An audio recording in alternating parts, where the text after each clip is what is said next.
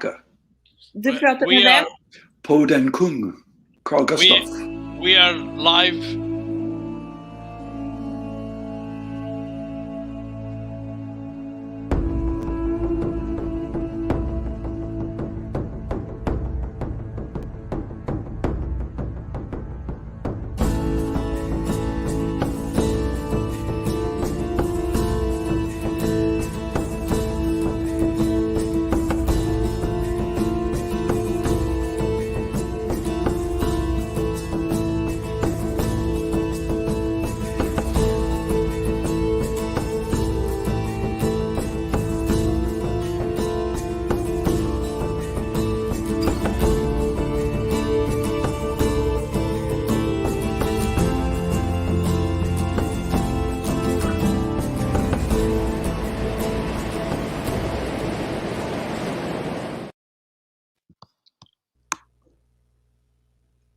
Good evening.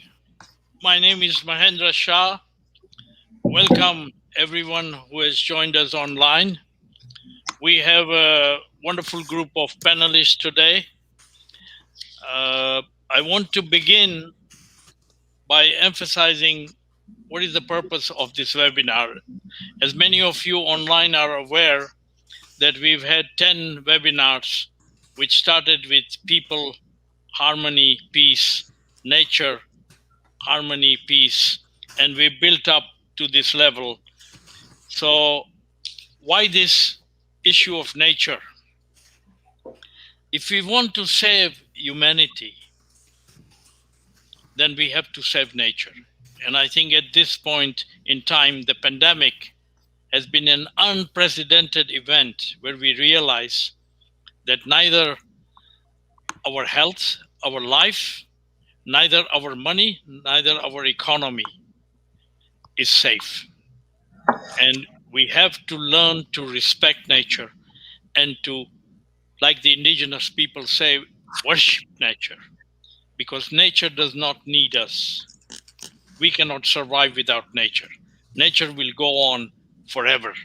And even if we destroy it, it will find its harmony and be able to revive itself. So today's subject is, what will it take to start the world's awareness that we cannot go on, and the first priority is to get nature into as best a shape as we can. And if we look at the wealth of nations came from nature, nowhere else, whether it was minerals or timber or whatever it is. So one of the things that we want to discuss is how to mobilize the global citizens movement. If you look at the United Nations international days, there have been 174 international days over the last 50 years.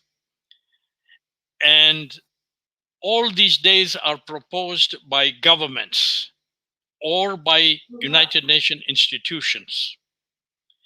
Not a single one can be proposed by a citizen or by an NGO. And it is time that we need to look at this, because it's the eyes, the ears, the hearts, the minds of people, which is the best reporting of what's going on in nature. So when you look at, we have the Environment Day, which was established on the 5th of June, 1972 at the Stockholm Conference.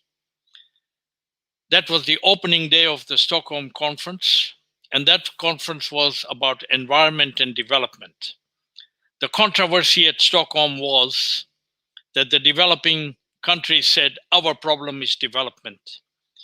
The developed countries that called the meeting said, our problem is environment.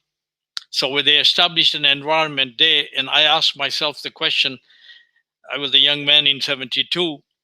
At that time also, I asked the question to Maurice Strong, why don't we have a development day at this conference, an International Development Day? It didn't happen. And today we need an International Sustainable Development Day, at least for this decade of SDGs. we need an International Climate Action Day because of the Climate 2030 goals. So the idea of having an international day, and our proposal is 14th of June. We couldn't do it on 5th of June, not because Environment Day is on the 5th of June, because 5th of June was the opening of Stockholm and 5th of June was the opening of Rio. So we have chosen the end day of Rio, which was the 14th. Stockholm ended on the 12th, so we couldn't coincide the two. Now, the idea of one is this proposal of global citizens, but of course you cannot have a Citizens' Day established internationally until the UN opens its door. So the challenge for us is how do we take this message to the citizens of the world? And one of the pathways to take this is through the youth, because we have so many youth organizations, and analysis of many of these organizations, like every other bureaucracy and administration, youth organizations are not working together. They're not coordinated. Each one has its own mandate.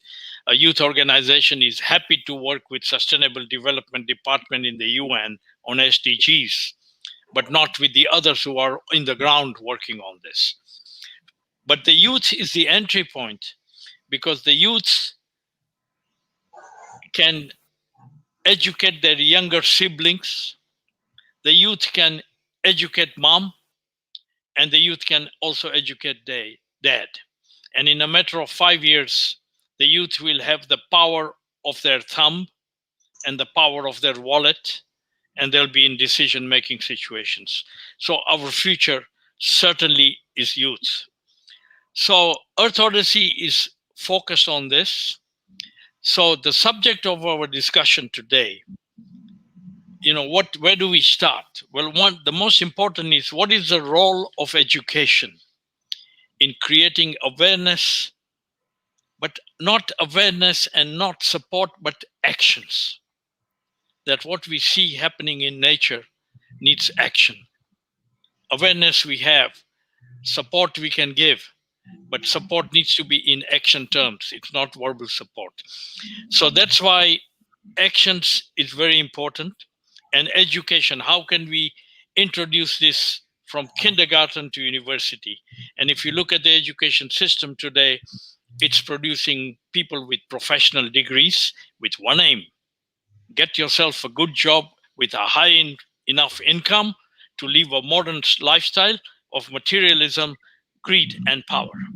And that's where we are going wrong. Universities were established for society to have debates. That's over. I think one of the last one may have been in Oxford, King and Country. So the change from kindergarten to that, and we need to educate the educators, the parents, teachers, professors, etc. So education is the first one. So we need to mobilize. How do we mobilize the youth organizations to come together? And we have Dina with us, who is the Youth Network. We have a very successful organization of Green Hope, and we need to learn how the lessons of Green Hope can take us now into this world of nature. And we want to inspire women, so we need to bring the women organizations together. I think that message also needs to go out, and also men, of course, have to come to the table. And if there are more men like David, who are halfway house with both the energies, so much the better. Our eventual goal of International Day and creating a global citizens movement in a short time, no more than actually what we would love is the maximum time is 2022. We would like to see the Universal Declaration of the Rights of Nature to be declared globally by the powers to be, whether they're in governments, business, but much more the citizens of the world. So we have a 2-year window to make this happen. And right now, the initiative of Ecocide, and we have Pella from that group of Ecocide, and crime against nature should be persecuted.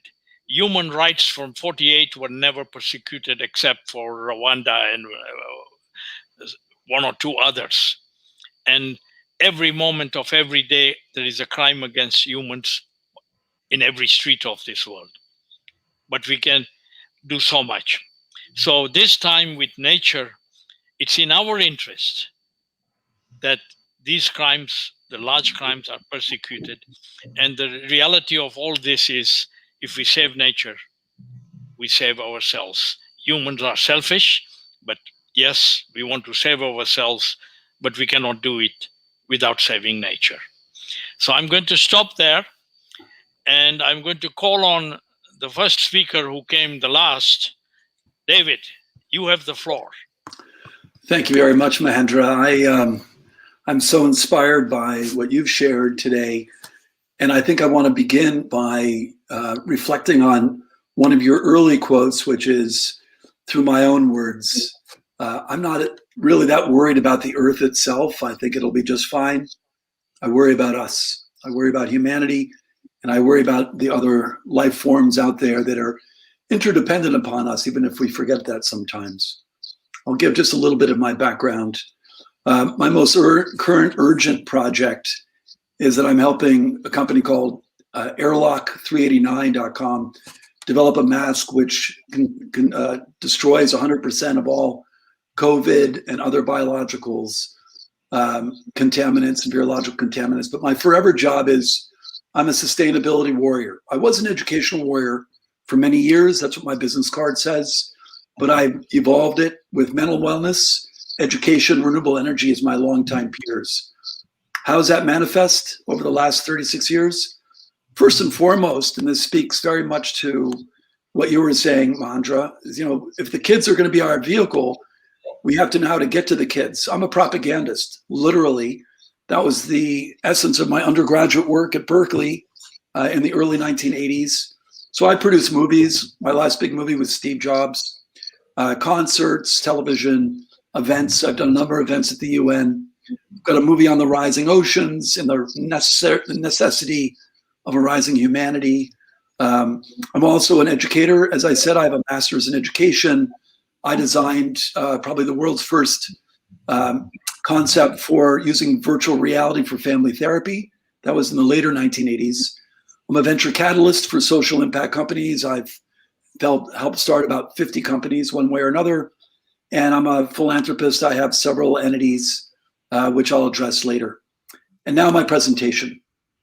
Sustainable action and leadership begin with us. Everybody says that. I think that it might have even been said by Mahendra, and I'm sure others will say that as well. But what does that mean? Well, I believe that it begins with inner peace. I produced an event at the UN 2 years ago during the General Assembly called A Celebration of Peace. And I opened it by saying that global peace is not possible without inner peace. And inner peace is mental wellness. I define mental wellness as a subset of mental health, exclusive of those boutique issues like schizophrenia and bipolarity. I consider mental wellness, which has a more positive spin to it, as the aggregate of the typical clinical issues that most of us face: depression, anxiety, addiction, PTSD. I also believe that a very significant percentage of women on this planet have PTSD, but nobody recognizes that. And unfortunately, of course, suicide. I could share statistics with you, but I don't have enough time to do so. But let me just say that 1 in 3 Americans currently are considered clinically depressed or anxious, and 25% of all 18 to 24-year-olds considered suicide last June, and that was in 1 month period.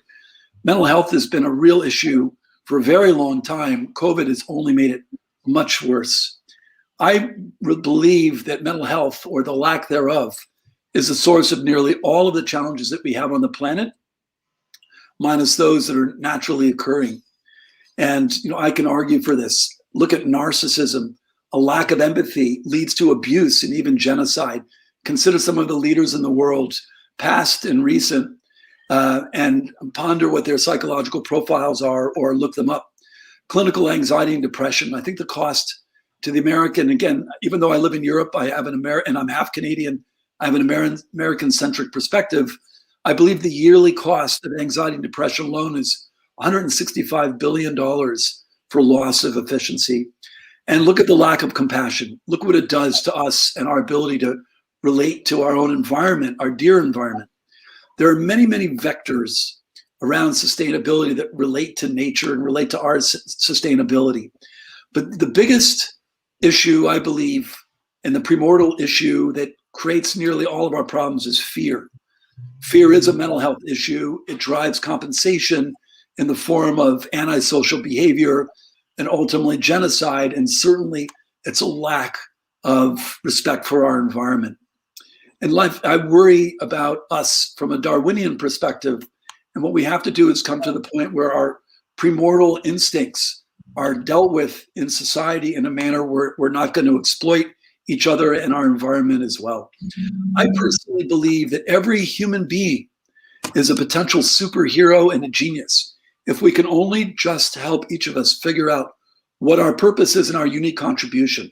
Every one of us, I believe, is a genius, but nobody teaches us that. That has to be something that has to be built into our global curriculum. We have to help everybody realize what that purpose is and come to interpret the negative issues in each of our lives as a positive for the value that they bring us. I actually developed a tool called 17 Questions, which helps people look at all of their life, particularly the bad things, and understand what their purpose, their mission is, and how to execute. I believe that mental health must, in fact, be taught into the schools. In 1984, as I finished my undergraduate thesis, I figured out that there's no mental health education in American K through 12 for many, many reasons. One of them is simply because mental health is considered a very libel-rich area because it's a soft science. So lawyers don't want mental health to be addressed. And there are those also in the religions that believe that you're infringing in God's world when you address mental health issues. So there are many cultural issues and mandates. But I believe that the sooner that young people understand that they're brilliant, that they're valuable, the sooner they realize why their parents fight or get divorced, why they feel compelled to drink or smoke or join gangs, the sooner that we'll have the literacy we need from a psychological perspective to begin to recontextualize our perspectives around embracing each other and embracing our earth together. I also believe that media literacy is equally important so that people can have discretion about filtering and interpreting the media so they can understand how and when they're being manipulated and make decisions as to whether or not they will comply or listen to themselves, which is, from my perspective, one of the key definitions of being an adult. When you listen to yourself and not others and you trust your gut. I really believe that one of the most important pieces of the puzzle is positive propaganda, a campaign literally using mass media, celebrities, sports, et cetera, and there are the beginnings of these campaigns out there to promote mental health or mental wellness, as I describe it, as a curriculum, but also as a social norm. And finally, I really believe that propaganda should help societies begin to understand how important mental health is, counseling, therapy, et cetera, because there are many taboos in many societies around therapy, for example. But just imagine how wonderful it is to have a very smart, well-trained person who understands pattern recognition, listening to you and helping you understand your patterns. What have I been doing? Positive propaganda, as I said, through movies and concerts, et cetera. I'm putting a moonshot together, and I would assume that doesn't mean dinner is happening. That means that my time may be getting close, but I'm nearly done. I'm beginning a mental health moonshot with globalmentalwellness.org. I have another project called EIC Earth, which is focused on creating lifesteads in this respect. Where can we all start? Consider embrace our own mental wellness as the most important first step for all of us. Treat yourself and your spirit as best you can. Think of the metaphor of oxygen on an airplane. You need your own mental health so you can pass it on to your children. And these are tough times, the toughest ever. And ponder what it means for mental peace. Finally, societies and education, as I said earlier, really is where the front line happens for teaching our children. In the early 1980s, I learned that there were 5 ways that people learn: motor skills, verbal skills, higher order thinking, symbolic learning, and what was then called attitudinal learning. They didn't call it mental health. It was attitudinal learning. In the mid-90s, Kaiser and the CDC did a study called ACEs, relating mental health to physical health. And I believe that we should now move forward and marry mental health and physical health with natural health, so that society embraces nature as much as it does physical health, mental health, and societal health. Thank you very much. Thank you, David. I don't like the word war, but if you are a warrior with ammunition to solve the education and sustainability problem, that's a great step forward. I was going to say that my own conclusion of our team has been not just mental health, and you brought in the physical health and the others and the genetic health and everything else. The conclusion we have come to, which we are now developing, and I think you are the right person, together with Miroslav and the others, Dina also, to develop this concept that if you find the pathway to perfect holistic well-being, physically, mentally, spiritually, emotionally, in every other way, then as a human being born to be rational, a genius within, will not harm people or nature on the step forward. So we need to look at, and I came across, I've been working on nature, through this COVID pandemic. The one thing we forgot was immunity. Nobody was talking about it. You said, take Albert elements. And it turns out the Japanese for 200 years have been doing forest therapy. And we did this for the last 9 months. I have not one case of COVID-19 in my resort or in the village where we are among 400 people. Amazing. So it goes back that nature can heal. And there are unbelievable number of papers, and I'm going to send all of you, if you're interested, on greening urban and greening the rural area and how it can help us recover in every aspect. So David, thank you. And given your experience, I think you are the right, not our ambassador, but you're the right partner for where we want to go. Two final comments. I have to tell you, I have just one thing. I have a glass of champagne here. And when you hear the champagne sound, please, your time is up. Go ahead. The CDC now calls mental health biopsychosocial health. We should call it biopsychosocial and natural health. That's comment 1. And comment 2, there's a book called Exponential Organizations, focused on fighting the immune system. Society creates immune systems when you go beyond the entrepreneur to the employee. So we should be sensitive to the immune systems of all ecosystems, including governments, corporations, etc. Thank you so much. Thank you. Dina, you have the floor.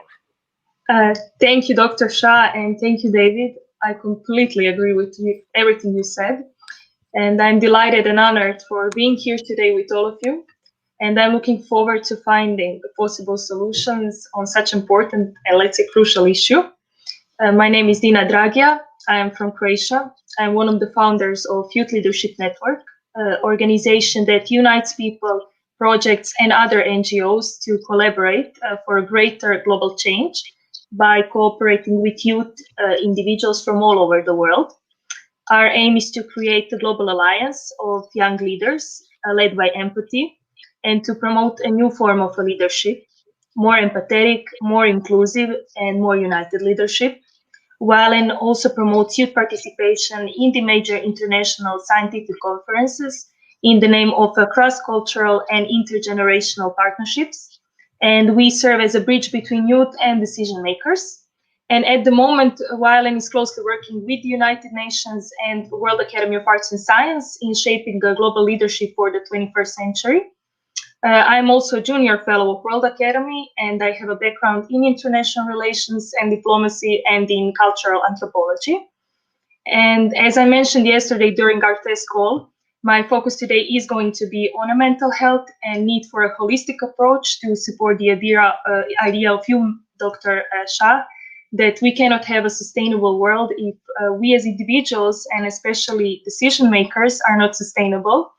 And later I will speak about the Mobilizing Youth. Unfortunately, I have a feeling that social sustainability and well-being of individuals is often overlooked aspect of sustainability, as sustainable development discussions often focus on the environmental or economic aspects. And today I would like to emphasize how all three dimensions of sustainability must be addressed to attain the most sustainable outcome possible. And beside this webinar resonates with my personal life and with my soul mission, since I'm very empathetic and spiritual being, and I deeply care about the nature, animals, and of course others. I'm mostly interested in peace building and peacekeeping and saving the world in every aspect. Therefore, I started studying international relations just to understand where is this obstacle in politics to actually bring this utopia I'm dreaming of, in which our planet and each individual can be saved. And during my studies, I realized how lack of empathy towards others and our planet, especially in the system, is our obstacle. And as you, Dr. Mahendra, said, the worldwide adoption of unhealthy and polluting modern lifestyles driven by this materialism and greed is destroying us. And that is why I decided to instead focus on anthropology, to understand cultures, especially cultural narratives, and the world in depth, and to see how can I help from the bottom to the top, not the other way around. And now I have a Master of Science in Anthropology, Politics, Violence, and Crime, a course that enabled me to study cross-cultural conflicts and criminal profiles. And all the criminal profiles I came across in my research has shown me how behavior of the criminals mostly depends on their early childhood trauma and their experiences from their families and environment.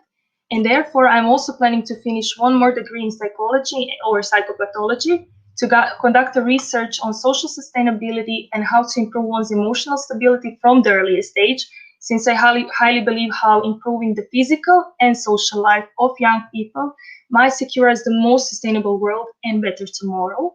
And I think that it's important to work on the well-being, as I said, of individuals by securing quality of life for all, by ensuring the basic needs, health, housing, education, employment, and safety. And now I would like to turn to possible solutions in bringing the sustainability into our lives and system. First, I would say that its changes in the world must begin with changes in the education. Education must prepare children for not through facts, but through the correct mindset. And by correct mindset, I consider a person who is fully emotionally and physically fulfilled and is not affected by the narrative curriculum, but educated how to become open-minded person. We should adopt school curriculum that focuses on all three aspects of child being, body, feelings, and mind, and enable children to develop self-awareness and emotional intelligence and work habits aligned with sustainability and respect to others and nature. Method should be carried through preschool, as you said, Dr. Mahendra, primary school, secondary education, and also college. And new curriculum could allow us to gather data that might prove how better tomorrow and more sustainable world could be secured with creating a new kind of a leader, one that can inspire others to achieve sustainable goals and build more just and empathetic society. Second solution is that government should finance holistic medicine to make it more accessible to everyone. Holistic approach differs from Western medicine because it focuses on the health as a whole and on the mental and lifestyle also, not only on the physical aspects. And I do believe in holistic approach because my father was saved by Ayurveda medicine and he had cancer. And since then, I'm working on some project with Ayurveda clinic in Croatia. And from my experience, holistic approaches are much needed and respected. So I suggest expanding knowledge on that and implementing holistic approach side by side with Western medicine. And I also suggest finding a ways to introduce holistic approach into the schools. And we could do that easily by using evidence-based data on positive experiences of people practicing such approaches. Third, now I'm going to shift a bit about youth. Third solution, when we talk about mobilizing youth into the system, Violin gets very positive feedback from the decision makers and senior experts, especially in the World Academy of Arts and Science. And my suggestion to mobilize youth is helping by supporting their ideas through financing their projects and promoting their ideas globally, just to give them this motivation to engage. For example, the EU Parliament banned single-use plastic products recently, And we should now organize international sustainable youth fairs and to support sustainable innovations by promoting it to decision makers and investors. And once we find the alternative products, we should present them to the markets and help young people to realize their ideas. And good example is our team member, founder of Youth Leadership Network, Natalia Pogosheva. She is a senior expert supporting the initiative of young Valentin Krechka from Ukraine, who has a relief paper company that produces new generation of wrapping paper from fallen leaves. Besides, Valen is organizing many creative events that will include movie making and its social impact on the changes and humanity, and also social impact of art, poetry, writing, music, and many other creative events.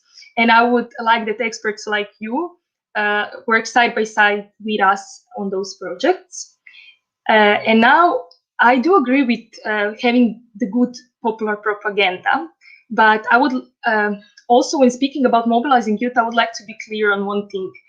There is a difference between young activists and youth in general. The majority of youth is trapped in this materialistic system and tends to be very ignorant. Let's take the Black Lives Matter movement as an example. Majority of youth join the movement because they tend to follow trends, not because they really care. Racism was a problem even before this movement, and I personally and other activists were speaking about unity and diversity way before this popular movement. But unfortunately, majority reacts only when something is popular and when celebrities are posting it. And my point is that the mindset of youth that are trapped in this materialistic system we are living has to change. And that is mostly through education system, as I mentioned, and through an example of youth that can inspire them to actually lead this change. And also there is a third type of youth that doesn't trust the system, and they don't trust in possible changes because people lost trust in the government since not much is changing, and they do not even bother to try to make a difference. And that's why Valen hopes to inspire youth worldwide to become that change, starting from ourselves, and by showing how solving problems is necessary always, not only when something is popular. And we are trying, by being a bridge between youth and senior officials, we are trying to give youth this motivation and chance to cooperate with decision makers and to, for example, cooperate with experts like you, Mahendra, you, David, you, Miroslav, you, Yuri, and other speakers that would also help Young Leadership Network with their networks and experience. And I'm looking forward to our collaboration.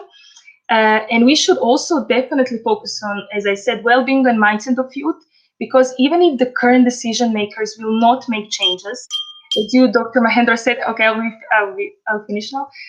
Ones of youth of today will take their place and they will be the change. So let's work on the strategies to secure well-being of young people and to bring youth back to the right path of human existence. Thank you. Thank you very much. I was listening very carefully to you. Youth, spiritual, peace, international relationships, nature, education, from the bottom to the top. You are complete in making a difference, but you missed one word. I'm sorry, Dina. You didn't use the word action at all in all that you said. And that that is the fundamental thing, that we need to have actions now, because we cannot make a difference without. So thank you so much. And you join, or rather David joins you in becoming partners with us. Thank you. Miroslav, first of all, let me thank you that at midnight we sent you an invitation last night, and your commitment, the work you have done, it's an honor for us to have you here. Miroslav, you have the floor. Thank you very much, Mahendra. It's a great pleasure and honor to be with you on this call and to join forces with this global mass mobilization of Earth Odyssey to get really everyone engaged in action for preserving Mother Earth, for preserving nature, and to really functioning better as a global community of people and organizations who care for the common good on the local and global level. And I would like to present what my organization is doing in this field, and so let me see. It does not show me now. Okay, a little bit of a problem, so I will share the whole screen. Let me see. Tell me if you will, if you see my PowerPoint presentation, please. Is it on screen? Yuri? No, it's not, unfortunately. Okay. It's not, okay. Then I'm sorry, I will have to do it without the presentation. So my organization is the International Association for the Advancement of Innovative Approaches to Global Challenges. It's a civil society organization based in Austria, here in Europe, and it is, or the name says already that we are looking at systemic approaches, systemic solutions on mastering global challenges. And one of our key approaches and solutions is to get the individual engaged, get citizens empowered, inspired, motivated, and empowered with the right resources, with intellectual resources, financial resources, social energy, and enabling environment. And that's what we are building. And we are building it in cooperation with the United Nations system. And I see on the call also Kekashan. We've met on several occasions, and we also both know how important culture is and music is.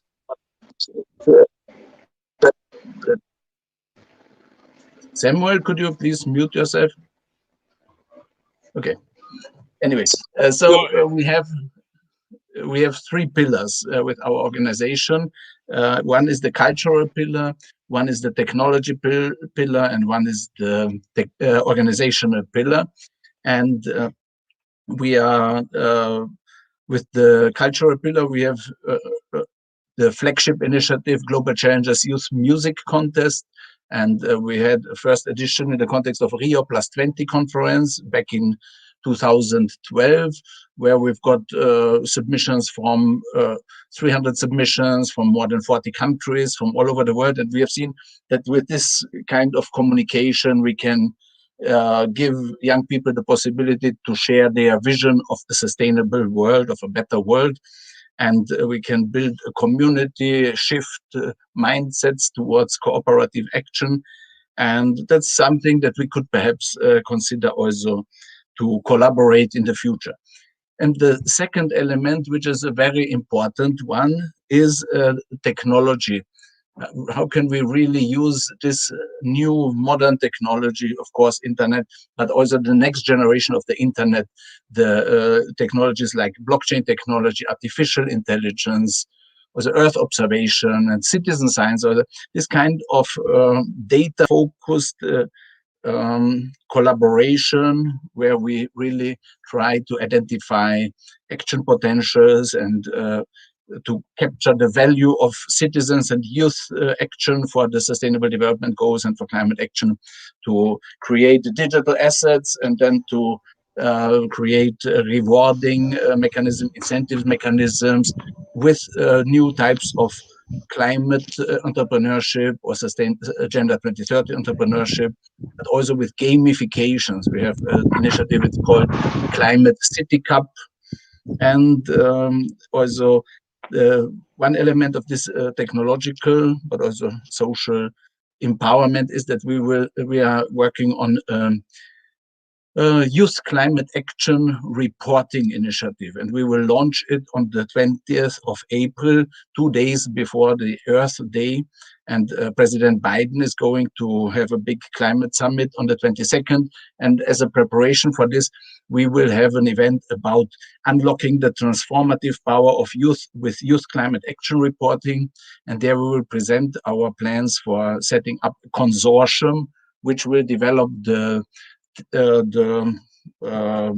scientific but also the technological foundations for an ecosystem comprising technology, social networking, but also economic incentives that will help people, young people, citizens to contribute to climate action, and then having this also registered in a global registry and also on individual climate action dashboard apps.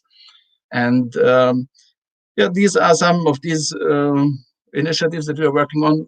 I'm happy that we have worked also with David on this mass mobilization with Action Now campaign already 2 years ago. And we've had a concert at the Grace Cathedral in San Francisco in 2018 in the context of the California Global Climate Action Summit. And we've had there also a climate philanthropy breakfast at the aquarium of the Bay, where we invited resource holders, these high net worth individuals, to invest in this kind of structures for youth empowerment and citizens action empowerment. And perhaps we can find ways to work on related topics also with your network. And with this, I give back. Thank you. Thank you, Miroslav. Ich bin ein Österreicher. Das ist aber sehr schön. I spent 17 years at IASA and the United Nations, the Vienna International Center. So, wow. So welcome so much. I want to say that I like your words, transformational power of the youth. Yeah. Much better than you have the voting thumb and the power of the wallet, which is the reality. But it's a nice diplomatic word, transformational power of the youth. One of the areas we would like to work with you, because I was at Rio +20, I had a chapter in the Visions of the Living Planet, the last chapter of that book. Yes. What we would like to do at Rio +30, we already are thinking of a musical event to conclude, and something like the Qatar Foundation with 24 international universities could be a target. So one is a musical event. Second is a documentary that we will be working on, a series of documentary that produces a global documentary. And third, I think it would be wonderful if at 2022 we produce a citizens report of nature. Citizens report, not experts. We need citizens of this world. And the youths, of course, have to be at the core of that because of the transformational power. So these are areas, and I really thank you for being you, and thank you for being with us. And like the other speakers we had, I'm sorry, you cannot escape from us. Thank you, Miroslav. I now call on Pella. Please, Hello. you have the floor. Thank you. Hi, everyone. I am Pella Thiel, and I am from Stockholm, Sweden. And I am chairing an organization called End Ecocide Sweden, which is working with ecocide as an international crime, which I wanted to talk to you about today. I'm also co-founder of the Rights of Nature Network in Sweden and an expert in the UN program Harmony with Nature. And the word ecocide, which means mass damage and destruction of ecosystems, or actually literally killing your own home, was mentioned at the Stockholm Conference in '72 by the late Prime Minister of Sweden, Olof Palme.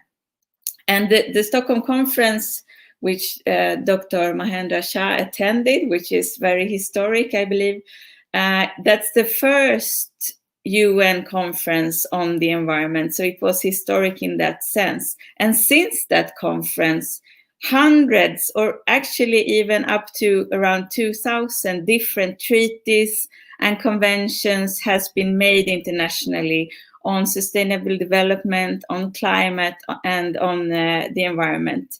And we all know that we are heading in a direction where we don't want to go.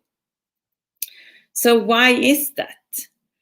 And I believe that this is because of a deep cultural assumption that we make in the culture I come from, which is a culture that is now colonizing the world and killing it at the same time. And that assumption is around human separation from and right to dominate and control other living beings, the anthropocentric assumption that we make, which is also shaping the way we view development. So we see development as growing the human sphere.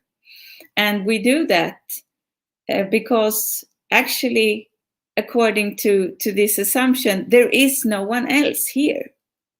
There are only human subjects. Humans have rights and interests and needs, but the other living beings don't.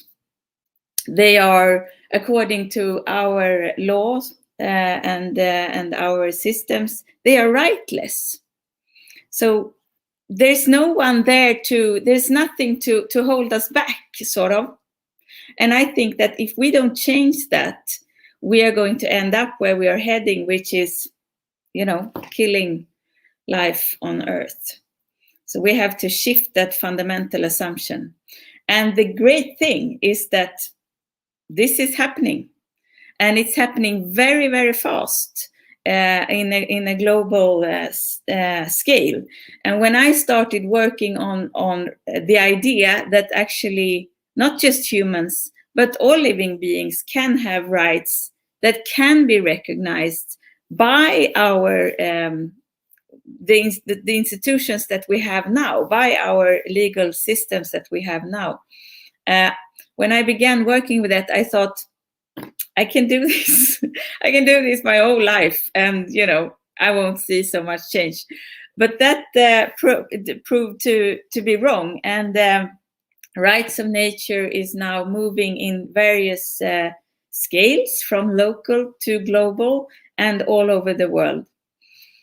And one aspect of that is ecocide as an international crime, which could be prosecutable by the International Criminal Court in The Hague, which is the institution where humanity as a whole can handle the most serious crimes of concern to the whole international community. So war crimes, crimes against humanity, and genocide. And there could be a crime against nature there as well, which is ecocide. There's a global movement now working for ecocide as a crime as well. I have been part of that movement for around 8 years. And most of the time it has been very small and very slow, but steady. But since last year, that's not true anymore. The interest in ecocide as an international crime has exploded. And there are now several states showing interest and backing this proposal. States like France, Belgium, Spain, and Finland. Sadly, not Sweden yet, but we are working towards the Stockholm Plus 50 conference where the government of Sweden wants to host that conference. So that will be 50 years since 72 in 2022. And we think that the world there needs to galvanize around ecocide as an international crime. And that's perfectly possible. It's necessary. And we already have the frameworks and the institutions. So this is just a matter of will, really. And the government of Sweden has also said that this conference needs to reshape our relationship with nature. And I thoroughly think that's exactly what we need to do. And we have the ideas and the frameworks to do that. I think I need to keep short for everyone to have time to speak. Yeah. Thank you so much, Bella. And thank you for being part of this ecocide initiative. It is very important that crime against nature be persecuted, at least the big crimes. But at the same time, we know what we need to be aware what is a crime. And to know what is a crime, we have to have nature rights. We need that frame against which we will be able to measure. And much more important will be citizens on the ground who understand that cutting that tree or putting rubbish in that river is a crime for which they will not be persecuted, but it becomes. So we need the universal declaration of actions for the rights of nature.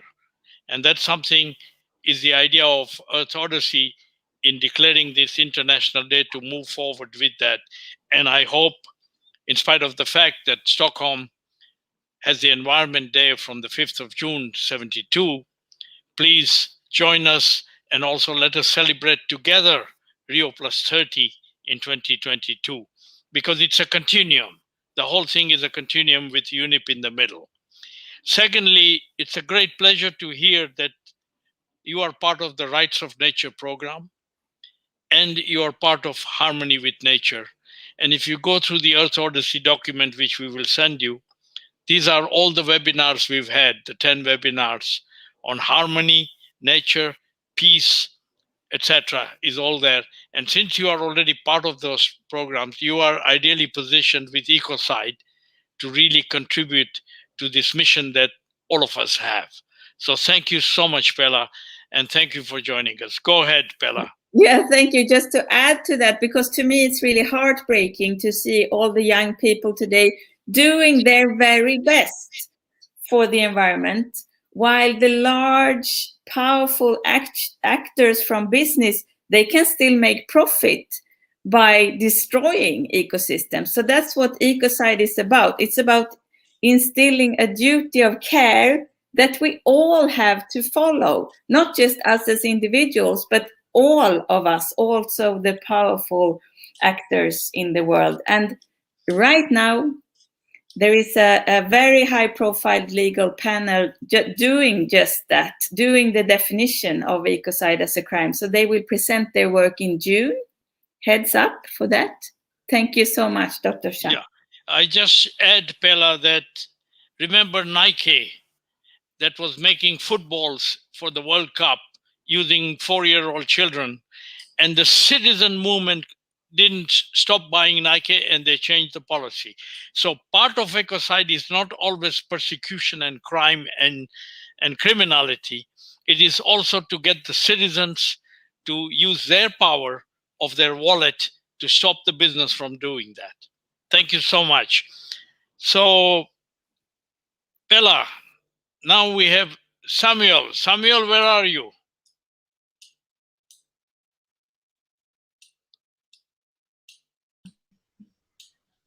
All right, good afternoon. Yes, calling Lagos. Please come in.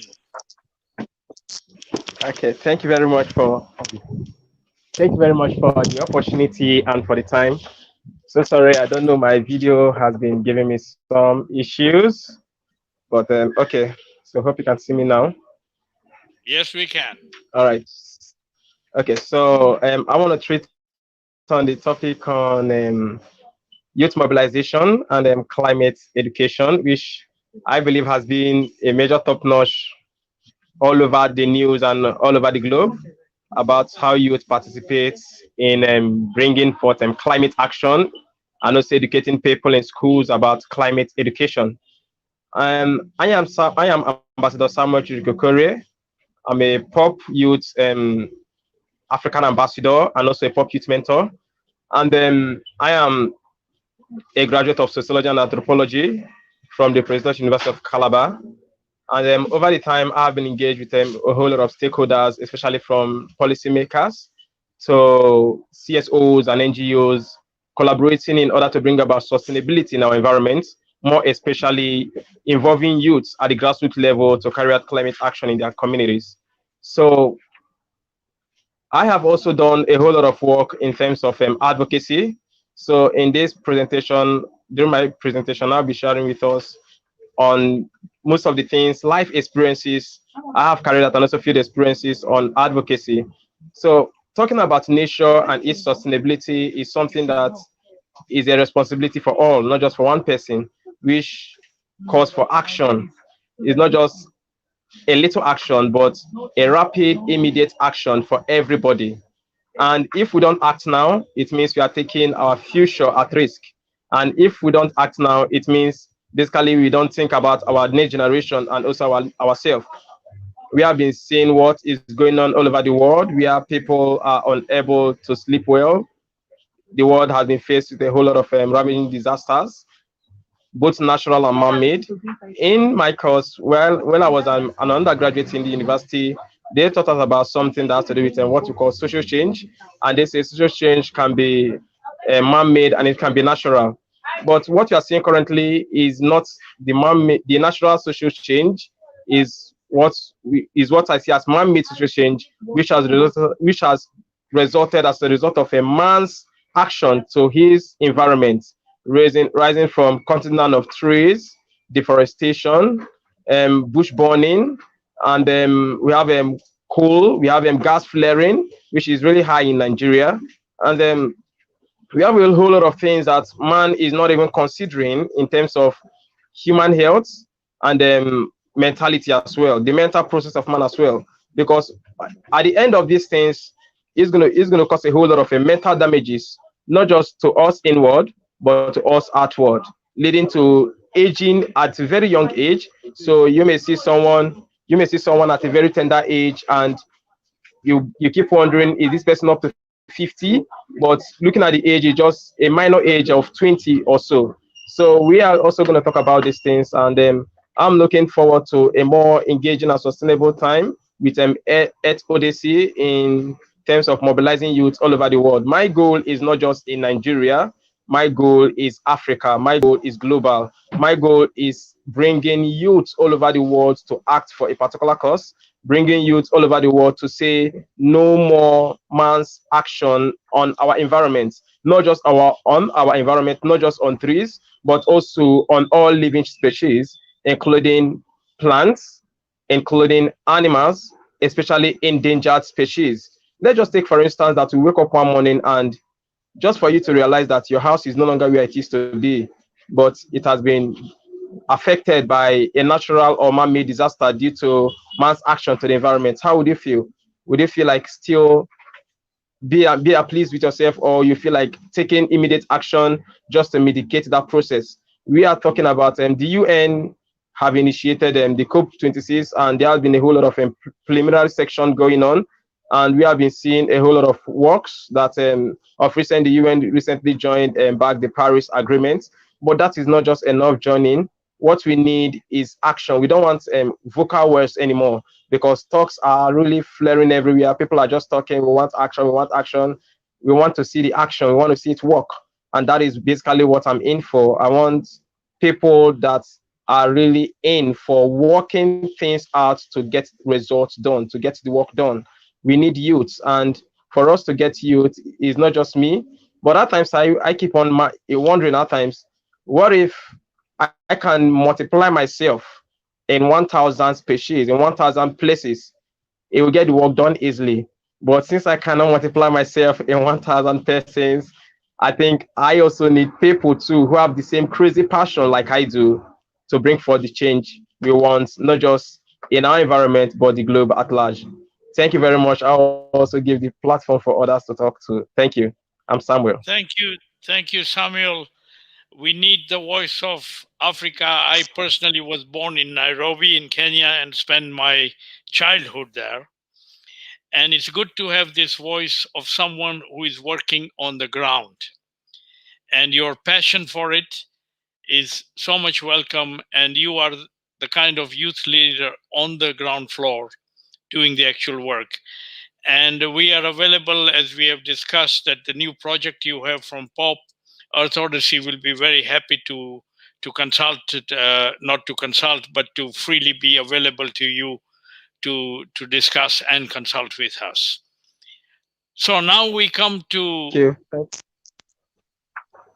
Thank you very much for that words. Thank you. Thank you, Samuel. Stay with us. Now we come to not an old friend, but a young friend. Keke Shan, who has really been very supportive. Kekeshan, we appreciate. At the tender age of 8, she planted her tree, and she's been devoted to this whole movement and is exemplary in the whole world.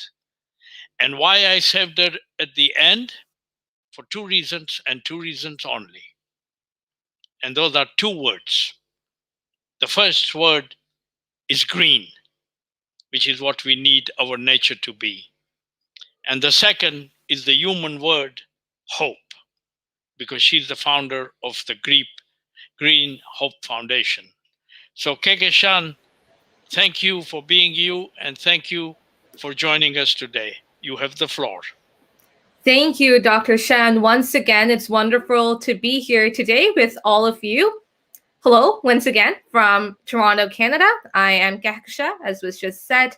I am a United Nations human rights champion, a Forbes 30 under 30, one of Canada's top 25 women of influence, and the only Canadian to win the International Children's Peace Prize. I'm also the council lead of the Toronto St. Paul's Constituency Youth Council, winner of the first ever Voices Youth Gorbachev-Schultz Legacy Award for my work on nuclear disarmament, and of course, the founder president of Green Hope Foundation, which is a global social innovation enterprise localizing the SDGs across 25 countries with over 140,000 people globally. So now human beings are making Earth a broken and increasingly unlivable planet through climate change, overconsumption, biodiversity loss, and pollution. And from the days of the first industrial revolution, we have seen a dramatic shift in the ways human street nature, viewing it essentially as a resource to be exploited and to fulfill its needs. And with the human population more than doubling in the last 50 years, the impacts of our selfish and short-sighted consumption patterns are now clearly visible for all to see. And we see the signs every day in all parts of the world through increasingly warmer summers and consequently increasing colder winters, floods, glacier bursts, forest fires, microplastics in the food we eat, disappearance of fish in our rivers and oceans. The list is endless. And last year, when we were hit with the COVID-19 pandemic, which is a zoonotic disease, and it has become now the greatest challenge in our living memory. And at the ongoing 5th UN Environment Assembly, where Green Hope Foundation is engaging in multiple forums, a report stated that loss of biodiversity and ecosystem integrity together with climate change and pollution will undermine our efforts on 80% of assessed SDG targets, making it even more difficult to report progress on poverty reduction, hunger, health, water, cities, and climate. Inger Anderson, the executive director of UNEP, said, "We need to look no further than the global pandemic caused by COVID-19, a zoonotic disease that is transmitted from animal to human, to know that the finely tuned system of the natural world has been disrupted." And finally, the toxic trail of economic growth, pollution, and waste, which results every year in the premature deaths of millions of people across the world.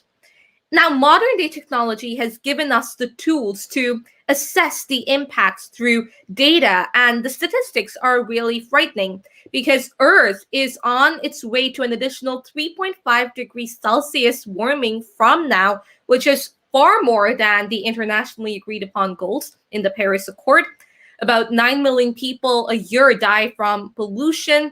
There are more than 400 oxygen-depleted dead zones, and marine plastics pollution has increased tenfold since 1980. And I could go on and on about this. But the main point is that all of these problems are interconnected, and it is this complexity that we, as responsible global citizens, need to address by adapting to sustainable lifestyles, by consciously making the right choices, be it in terms of what we eat, what we waste, and even who we vote for. And we must realize now how important it is to learn to live symbiotically, because that is the only way that we can stop this frightening rate of degradation that's taking humanity to the edge of a precipice. And transformative social change is required in both the social and the economic systems. And while we pursue this evolutionary process, we need to bear in mind that we can't overturn the damage of the past centuries in just one day. So for that, we need to be persistent. We need to set out defined milestones and monitor progress constantly. And we already possess a well-articulated blueprint in the form of the Sustainable Development Goals in the 17 SDGs and 169 targets, whose overarching objective is literally to achieve the balance that we lack now amongst the three pillars of society, economy, and environment. And every individual, organization, or community has a role to play in moving society along pathways towards a sustainable future that will vary across nations, regions, and contexts, including through existing institutions and policy approaches, but most importantly, through their active implementation. And this is our mantra at Green Hope Foundation, where through education for sustainable development, we enable children and youth as well as other stakeholders to not just learn about sustainability challenges, but take localized solutions to solve the problems. For instance, there are many policies in the world to harvest rainwater in countries where there's too much rainfall. But how many countries have actually implemented rainwater harvesting systems? We talk about this in conferences, professors submit abstracts, but where is the implementation? Green Hope Foundation did this in a village in Bangladesh, installing rainwater harvesting systems there to provide clean drinking water. So basically, we need political will and most of all, active implementation at the ground level. Going back to clean drinking water as a human right, we have installed deep bore tube wells as well to ensure that we have clean water and sanitation, and especially reaching out to the most vulnerable communities. There are policies that talk about eliminating fossil fuels and moving to clean energy, but where is the implementation there, particularly in the most marginalized communities? Green Hope Foundation has installed solar panels in a town in Liberia so that the children can study at night, so that the youth can move away from a life of drugs and crime, and so that the girls can have safe spaces, and especially at night. So basically, we need a cross-sectoral, multi-stakeholder, intergenerational dialogue, and a bridging of the opportunity gap that lies between the top-down and bottom-up processes, and really adopting a grassroots approach towards solving our world's greatest challenges. Finally, as young people, we need to play a larger role. Our efforts need to go beyond the protests and strikes, beyond the tokenism that relegates us to just shouting slogans and the youth summits, which are all, in fact, another way our passion is exploited. We need to have a seat at the table, not because of our age, but because of our work. And because of that ground level work, we need to be the drivers of that ground level action of engaging our communities. And instead of just blaming others, ensuring intergenerational solidarity and multilateralism so as to encompass the unique experiences of each generation and every stakeholder. Now, the road ahead is rocky and time is not on our side, but I've always believed that it is never too late to start. Despite the complexity and magnitude of the problems we face today, if each resident of our planet starts taking actions, then this battle can be won. Thank you so much. And back to you, Dr. Shah. Thank you, KK Shan. Your work that you've been doing at the ground level, the way you have Green Hope Foundation in all countries with the solar, with the clean water, and so on. And this is an example of what we need to achieve across the world by all youth organizations. And when you say that the youth need this power and passion to do this, remember, we adults promised you at birth that you will inherit a better world than what we had created. And that's a promise from all parents who tell their children. And these are the parents that need transformation. And the youth have to work up with the parents and grandparents, and down with the siblings at the bottom, the younger ones. So you use 3 words: responsible global citizens movement. And it is time that the citizens of the world have their voice heard for actions, as you emphasized. And so my personal plea to you personally, I'm sorry to say this in public, but my personal aim to you that you have done a wonderful job of Green Hope, and it is time, and you have the knowledge, you have the experience, you have the personality, and you have the passion to please come up to the decision-making tables of this world, and let's make a difference together. And we at Earth Odyssey very much look forward to your partnership in these panel discussions we want to do around the world on different issues. So thank you so much. As ever, we are grateful. Thank you. Thank you so much. I am now going to, after Green Hope, we need peace. Ambassador Ukepeme, you have the floor. Greetings. Thank you, Dr. Shah. My name is Ukepeme Okon. I'm an ambassador for peace, and so on. I would like to, as we have said this before, and I'll reiterate that as we advocate the respect and protection of human rights, we must advocate the respect and protection of nature rights. The action needs start from us. I am a firm believer in individual action. And so the family is the core unit of society. What we do in the family, how we teach our children to respond and treat and react with nature, it goes a long way in the broader picture that we seek, in the nature rights that we seek. How we teach our children to treat flowers in our house, in our homes, flowers in our environments, our trees, even the air around us. These are actions that count. And so when we are talking about nature rights, let us begin to act in our homes. Let us begin to act in our immediate environment. Let us begin to teach our children. Let us begin to teach our neighbors how to treat the plants, not just maltreating. When you see a plant just outside your home, or even the plants we have in the home, let's show love. Let's show love to these nature elements that we have, even the trees, even the air. How do we keep our air clean? So these are just examples of the way that we can start, within ourselves and around us to respect nature. And so when we are advocating nature rights, we have advocates from the home who can carry this message, not just in talking, but in action. And so we need to start from ourselves. We need to start from our families. We need to respect nature that we immediately see and feel.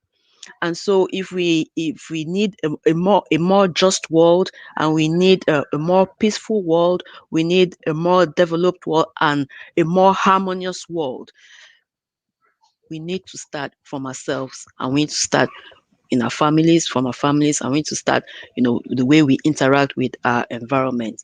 Thank you. Thank you. Thank you so much, Ukepeme.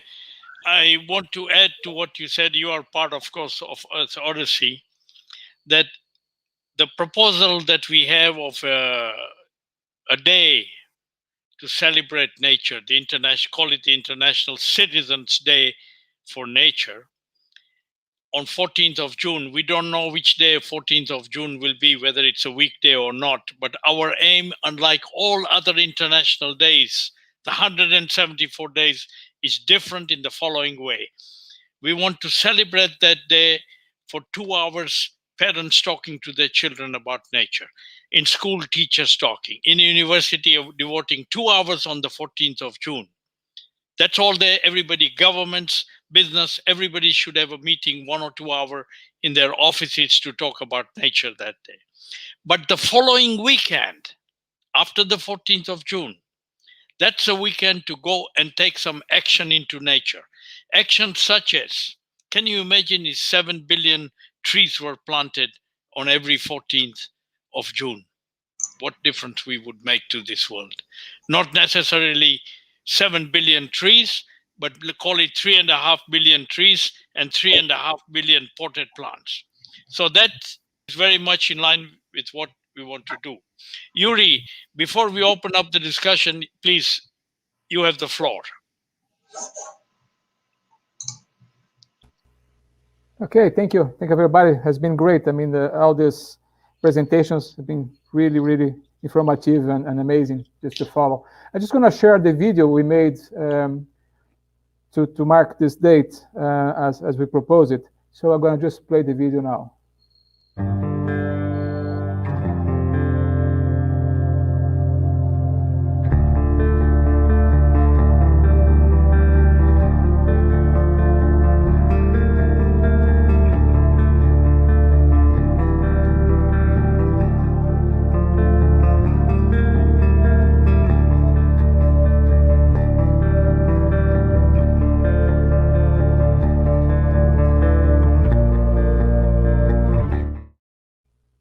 Okay, just a short introduction. We have, of course, a campaign that we're starting. We hope to get it in a few years going, so people can really join and make this a difference, make a Nature Rights Day, so we can celebrate and bring awareness and actions. I just want to share one historical fact. You guys, you know what happened on January the 1st, 1808 in America? You know what happened on that day, almost over 200 years ago? It was the day the American Senate approved and starts to become effective the act prohibiting importation of slaves from Africa. So 200 years ago, the Senate almost, I don't know if you know this, but most of the senators of America, even the ones who came from the states that used slavery as their main economic source, the states in the South, the farms, they also approved the prohibition of bringing slaves from Africa. They didn't do that because of human rights or because it was cruel, it was wrong. No, they did that because they felt their world was threatened. If they let the enslaved people grow to a much extent community, they could overtake their country. It just happened in Haiti years before. So they were afraid they would lose their world as they knew it, as they liked it. So I just bring this fact because sometimes change demands more than just nice words and nice actions. Demands sometimes, like in this case, to put the fear of losing their word into the minds and the people who really has the power to make a law and pass the law. So I think we have to have a very big movement and have actions, and people really have to see people who decide, the senators, the governments of the world. And I say that because I know in Brazil what's happening here is terrible. But if we make our governments know that the world's about to change, we're really going to lose our planet as a human species, we're going to be destroyed, then maybe they act.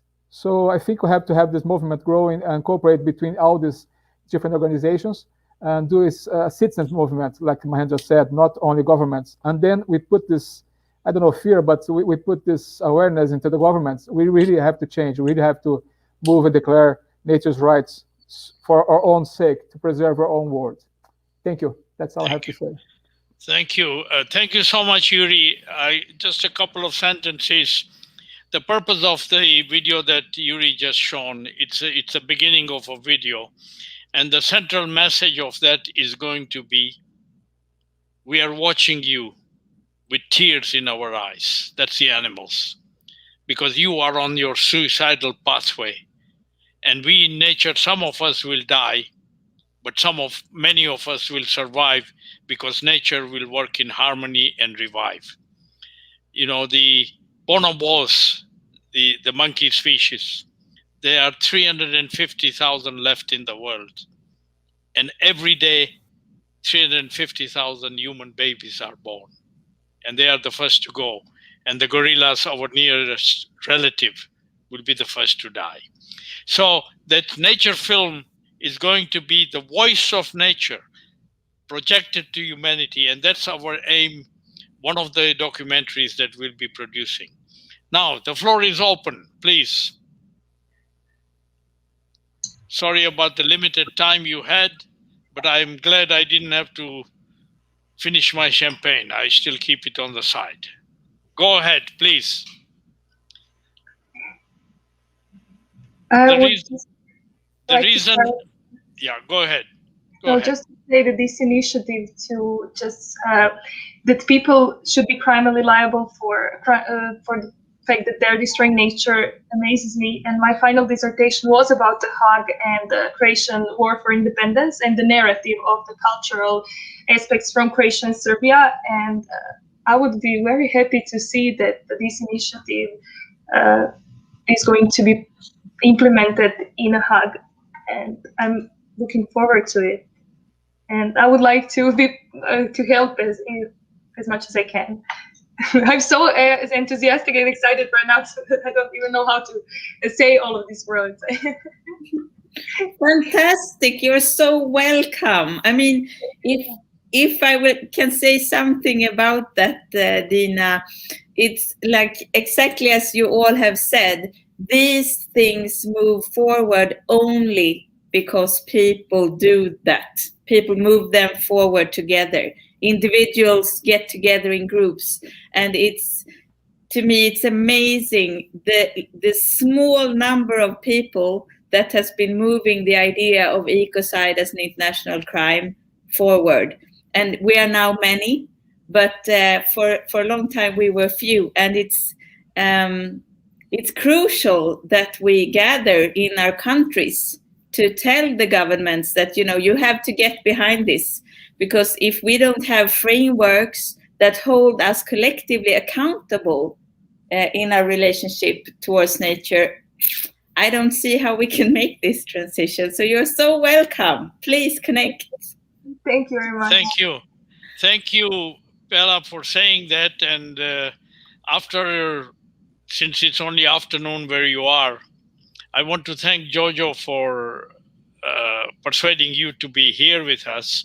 But you can give her the good news that the Parliament of Croatia will be connecting with you. And that's a big step. And that's what Earth Odyssey and the networks each one of us are building is all about. So, Kekeshan, Samuel, you're frozen. Okay, Kekeshan is up. Okay, so Samuel, yeah, so all right. So it's really been an engaging time, an engaging moment as well. Like hearing Ikeme talking about peace and also talking about our responsibility to nature and nature's rights is really something that is a top concern. And also seeing that video really broke my heart. Like I feel like crying anyway. That's what I've not seen. My nest is something that we just have to be concerned about, to know that these animals as well, if they are also human beings, they wouldn't as well do the same thing, but they will also think as well of how to preserve their own lives. But since they are not human beings, it's really something that we have to think about. What if we are animals? And what if these animals and this environment we are destroying are we? How are we going to react? So it's a question that we just have to ask ourselves at times and also answer it with all sincerity. What if I am a turtle? And what if I am a pangolin? What if I am one of the endangered species that are being hunted? What if? We will see that, yes, animals deserve their rights. We will see that we will try by all means to preserve and conserve all species on Earth, which is helping us strive greatly for the preservation of our ecosystem. And then with the pop movements, I'm carrying out a project on climate education, using it as an adaptive approach to tackle climate change. And this project is not just all about Nigeria, it's not just all about Africa, but it's all about the world. I'm looking at, after this project, many people will be able to replicate it in their own country and achieve sustainable results. That's the essence of this project. It's not just a one day off project, but it's a project that is going to bring forth a light to many nations, especially those nations that are having great issues in regards to climate change. I'm open to Earth Odyssey for a whole wonderful time during my project, as they have given me their support, and also Youth Leadership Network. I know I have been with them for I've been one of their speakers, and also they have also given me a support as well. I'm also open to Green Hope Foundation. Yes, it would be nice working with Green Hope Foundation, regardless of location. But I know once we initiate the process, they can also adopt as well, and also we can get things going. So it does with more of collaboration. That's how I see things. I tell people collaboration helps to get the work done easily without stress. Collaboration gives you this top-notch spotlight without stress, and those things that you would need to pay through collaboration, you just get them easily. So thank you very much, and I'll still be here as well. Samuel, wonderful words. I listened very carefully, and what you were saying was, I am hurt so much. I am so sad of what is happening in the world of nature. But I will do my crying in the rain, but my passion will go on to make this a better world. So beautifully said, the middle sentence, and we're going to use that. Thank you, Samuel, and we will be working with you. Please. Next. Thank you so much. Thank you. I'd just like to echo that and say that yes, partnerships and working together is so crucial, specifically in this day and age. And, just by making the right choices today and without any further delay, I don't think it's too late to shape the major trends of our time in the direction that is sustainable and delivers benefits to all. And to drive this change, we'll not only need a change of behavior, but also political will to create and implement just policies. And this creates the potential for co-benefits where a positive result is achieved in one area through an intervention designed to generate change in another. And, to really propel effective, mutually reinforcing changes and significantly greater impacts. And just in this regard, I'd like to add that I tend to disagree with the popular notion that all of the responsibility lies with the developed nations. Of course, they must act with haste in cutting down emissions, reducing overconsumption and waste, but even developing countries and LDCs need to take actions. And there are several case studies that one can take inspiration from. For instance, Costa Rica, a very small country that has for the past 25 years adopted a successful sustainability agenda. Suriname, a very small country, again, that has the unique badge of being the most forested country in the world with 93% forest cover. And Green Hope Foundation has an ongoing partnership with their youth parliament. And for the last 3 years, we're working at a grassroots level as well as engaging their policymakers to ensure that their economic growth continues in harmony with nature. And these small countries face the same challenges of poverty, inflation, and scarcity as other nations do, perhaps even more so. But they've taken the bold policy decisions, and most importantly, they're engaging their citizens in adopting sustainable lifestyles. So once again, just to reiterate, the key to change lies with the individual. And once each one of us realizes this, we can achieve the future we want. Kekeshan, one of the priorities for the youth, we can pay homage to all the nice words in the UN, by the governments, by the business, but let's go to the Paris Accords. Everybody clapped, everybody said it was a success. Targets of reducing emissions were set, but there was a bracket which says non-binding. And that totally destroys all the nice hope and all the pleasure and ceremonies we had, because it's non-binding. And if you look at the history of United Nations, all these conferences, agenda after agenda, promise, endorse anonymously across the world, but no action. And that is where Green Hope, Samuel, Ecocide, Dina, these are looking at action, and we need, and that's the motto of Earth Odyssey. It's just action. And that's all our documentaries that we want to prepare in 30 countries for panel discussions with half the youth and half others.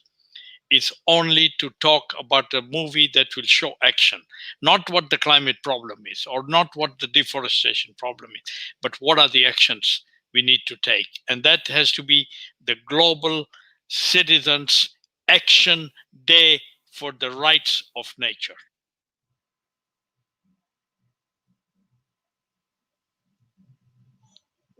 We are looking forward to this documentary, and we are planning to include all of us, or what is your plan on this documentary?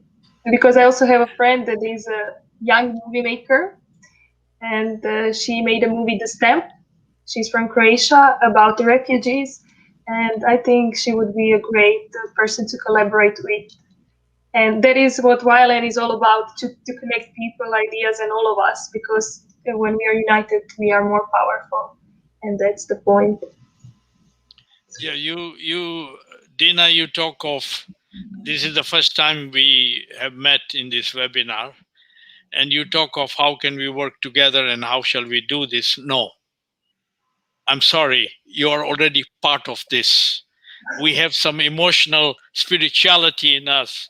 So every one of you has so much to contribute. We all have the same mission. And none of us, even in the Secretariat of Earth Odyssey, need a job, need an income from this. We have our own specialities. Yuri is a documentary maker. He built a Phoenician ship in Tunis, and he sailed to prove that the Phoenicians were across in Florida before Columbus. And the next project is he's going to paddle, and I want to join him this time, although he told me if I'm allergic to mosquitoes, to paddle from one end of South America to the other end on the Amazon. So, but to go back, we want you all, and we are there for you. It's one family. And let us take it as on actions with total honesty and with no personal self-interest. For the youth of today, the personal interest is you need to rise in the organization. Why? For only one reason, because the higher you rise, the higher the possibility of contributing to policy and decision making. So that scenario you must not forget. But your passion, which people like Kekeshan have from the age of 8, and so do the rest of you, is what we need. And that passion can convince your siblings and your mom and your dad. And as a family, the biggest thing the adults want, their legacy, is that the children have a beautiful life, contributing and being a good person. So we are a family, and spread the word, and everyone is welcome. And we hope to have all of you in many of our webinars, because your voice is very important to us, if not in all the webinars that remain. And we are going to make this musical documentary. I had the great honor to be at We Are the World in 1984, because I was director of that African Emergency Office. And that's a moment to realize that music, more than anything else, will unite the people. And we need more songs. We need a song, which I am starting. And I must say that when Dina wrote to me yesterday, and the last 4-6 lines of her word, this is my song, which I'm writing. I cannot yet finish it, but it's Imagine Nature. And so it's taking John Lennon's words and rewriting in imagining what's happening in nature and what it will mean. So it's a great beginning. So it's been a wonderful time, and we want you. Thank you for being with us, Yuri. Let me give you the floor. No, just thank you. Just say thank you very much, everybody, for this contribution. It's been amazing, and the road ahead it's longer. It's very long. We know that, but I think together we can make this crossing. We can make this transformation. And of course, Mahendra, you are welcome to the Amazon. Of course, everybody here is welcome. We're going to have a solar boat with pedal and solar boat hybrid to travel the Amazon. Please join us anytime as long as you're not allergic to mosquitoes. Sorry, we do have those here. So I hope to see you soon. Okay. I want to just add. Yeah, go ahead. Go ahead, Samuel. Okay, thank you. So I just want to say something. Yuri is awesome seeing what you do, and also yes, I've read some things about you in the space of video making, filmmaking. It's really awesome to learn most of the things you do. And believe me, if I was around, I would have been available to go with you to the Amazon, because I've had so many crazy things happen in the Amazon. Okay. One thing I want to say and also retaliate is about youth commitment to the globe at large. Is if there's something I'm just passionate for, is the energy in youth. Now, it's not like basically most of us, we are not youth. I know Yuri was once a youth. Doc was once a youth. Everybody here was once a youth. But now this is our own youthful age, and this is our own time to do much more than what you guys did when you were youth. And for me, I think we have the power now to transform the globe, not just our society. I will take from the words of Upeme, who says, little things we do individually creates an impact globally. So we have to start from our immediate community, expand it to neighboring communities, expand it to societal level, expand it to national level, and expand it all over the world. So it starts within. And Doc was saying something about youth coming to the table of policy making, which is something that I am really keen about. And if we are serious as youth, we want to get things done, yes, we have to own up to the responsibility of policy making. We have to own up to the responsibility of decision making. And we cannot make these things by just sitting and carrying out actions. We have to contest for elections, yes, to change the whole framework, to change the whole scope of things. Because the policymakers are up there and we are down here. So for we to get these things right, we have to be involved in the whole process. And it does more with politics. We saw what happened in the US election. Nobody was busy talking about climate change apart from Joe Biden, who also came on board and as well instituted the Paris Agreement. Donald Trump was more of talking about politics, talking about coronavirus and all that. But this is something that we have to be conscious about. If the world comes to an end today, nobody's going to make it. We are the ones to sustain our earth. Thank you very much. Thank you. Yukepeme.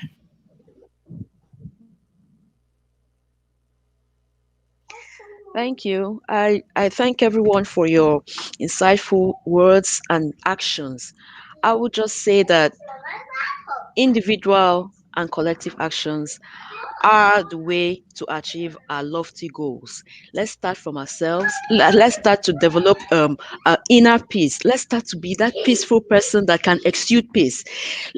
The action start from us, and let it start now. Let's end this event and look at the trees outside our homes, look at the plants, just appreciate nature and show that empathy, show that love to the people, to the world around us. And I can be sure that this will go a long way to achieving our aims.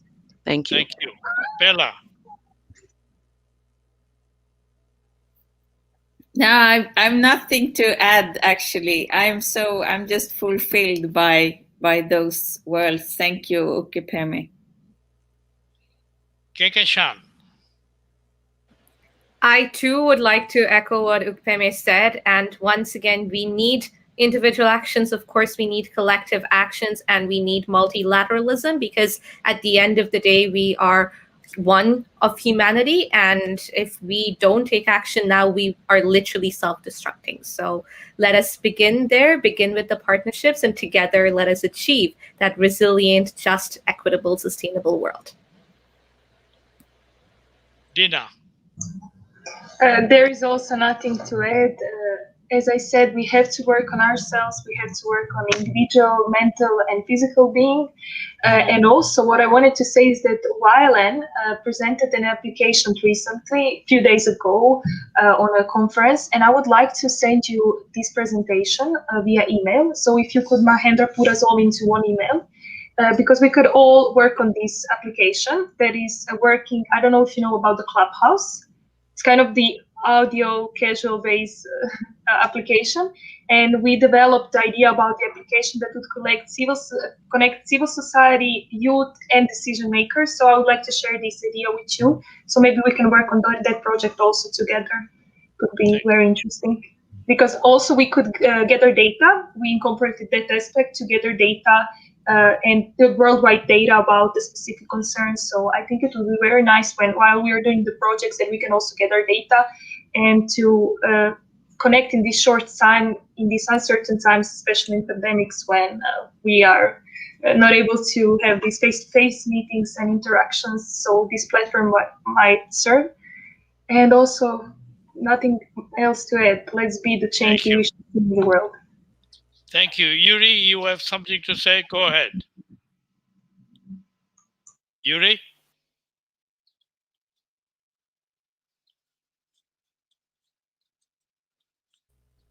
Hi, I'm back. Sorry, I think I dropped out. Yeah, just so I answer Samuel, thank you for your words. We might be able to work together in Africa, Samuel, because our model of this hybrid boat, we're going to be donating the plants to the Amazonian tribes so they can build their own solar boats, because it's a big problem for them to buy gasoline for their boats they have to use to communicate, to bring children to schools and stuff. So we're going to have the model, we're going to donate. So we can do the same for Africa. If you have tribes that need or communities need boats to go across long distance, instead of using gasoline, they can use solar power. We're going to teach them how to do that and have a kit that is affordable so they can have it. Okay. Thank you very much, everybody. Thanks, everyone. So in conclusion, just to add a sentence that I think this is the 10th or the 11th webinar in our series. And if it's the 11th, it's the 11th hour.